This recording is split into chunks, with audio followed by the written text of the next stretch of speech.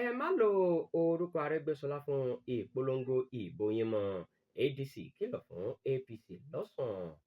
Ìgbìmọ̀ ìpolongo ìbò fún olùdíje fúnpò gómìnà nínú ẹgbẹ́ òṣèlú African Democratic Congress nípínlẹ̀ Ọ̀ṣun ti fẹ̀sùn kan ẹgbẹ́ òṣèlú All Progressives Congress pé wọ́n lo orúkọ àti àwọn iṣẹ́ rere gómìnà tẹ́lẹ̀ rí nípínlẹ̀ náà Ọ̀gbẹ́ni Rauf Arẹ́gbẹ́ṣọlá láti fi báwọn aráàlú sọ̀rọ̀ ṣáájú ìdìbò gómìnà tí yóò wáyé ní ọjọ́ kẹẹ̀ẹ́dógún oṣù kẹjọ ọdún yìí. Nínú àtẹ̀jáde kan tí agbẹnusọ ìgbìmọ̀ ọ̀hún Honorable Nureni Adébísí fi síta ló ti sọ pé kí ẹgbẹ́ APC dá lílo orúkọ àti ògo Arẹ́gbẹ́ṣọlá dúró kí wọ́n sì gbájúmọ́ pípolongo olùdíje gómìnà wọn pẹ̀lú ètò àti agbára tirẹ̀.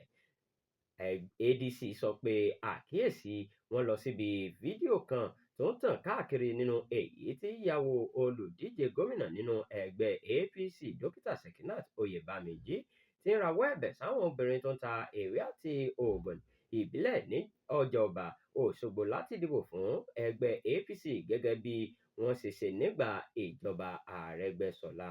Gẹ́gẹ́ bí ADC ṣe sọ, bí àwọn adarí àti aṣojú ìpolongo APC ṣe máa ń dárúkọ Arẹ́gbẹ́ṣọlá lóòrèkóòrè ó lè fáwọn ènìyàn ní èrò pé gómìnà tẹ́lẹ̀ náà ti fi àtìlẹ́yìn hàn fún olùdíje APC ìyẹn Bọ́lá Oyèbámíjí. Ẹgbẹ́ náà sọ pé bó tilẹ̀ jẹ́ pé APC ní ẹ̀tọ́ láti wá ìbò àwọn aráàlú, kò yẹ kí wọ́n máa lo orúkọ àti iṣẹ́ rere Arẹ́gbẹ́ṣọlá bí ẹni pé ó ti fọwọ́ sí olùdíje wọn. Adébísí ní kí APC fi àṣeyọrí àti ìwà Gbóyèga Oyètọ́lá polongo tí wọ́n bá ní nǹkan kan láti fi hàn. A pè wọ́n láti gbé ìran àti ètò wọn kalẹ̀ fún aráàlú. Àwọn ará Ọ̀ṣun kò gbàgbé, wọ́n mọ àwọn tó dúró tí wọ́n sì tún wà pẹ̀lú ọ̀gbẹ́ni àti àwọn tó fi sílẹ̀ nígbà tí òṣèlú yí padà. Nítorí náà à ń kìlọ̀ fún ẹgbẹ́ APC lọ́sùn, olùdíje wọn àti gbogbo àwọn aṣojú wọn láti dá lílo orúkọ ọ̀gbẹ́ni Rauf Arẹ́gbẹ́ṣọlá dúró lẹ́sẹ̀kẹsẹ̀.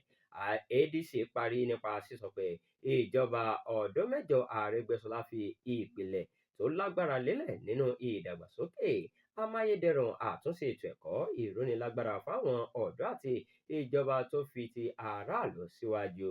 Ó sì fi kún un pé àwọn iṣẹ́ náà ń jẹ́ ohun ìní àwọn ará Ọ̀ṣun àti ìtàn kì í ṣe ti ẹgbẹ́ òṣèlú kankan.